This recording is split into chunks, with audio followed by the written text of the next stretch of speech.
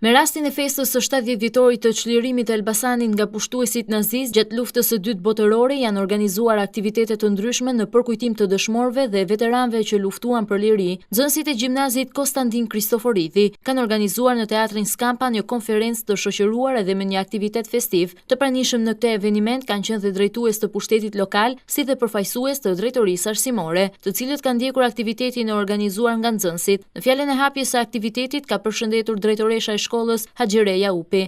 Është nder dhe krenari që ju kemi sot midis nesh.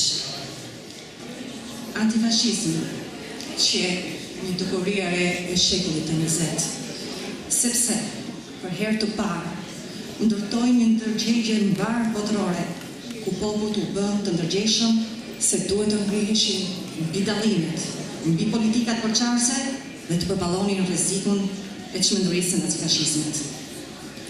Ju të nderuar veteranë, së bashku me 28.000 dëshmorët që ranë për atë, pse jo dhe shokët tuaj që e nërguar në këto vite, luftuat krah për krah me kombet e Europës.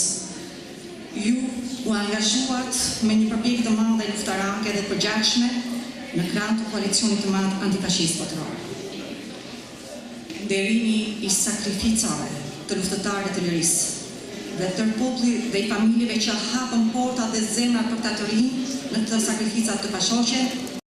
Në këtë aktivitet janë kënduar këngë dhe janë recituar poezi nga nxënësit e shkollës për luftën heroike për çlirimin e Adheut, ndërkohë mësuesit e historisë kishin përgatitur kumtesa shkencore për ngjarjet që çuan në çlirimin e Adheut.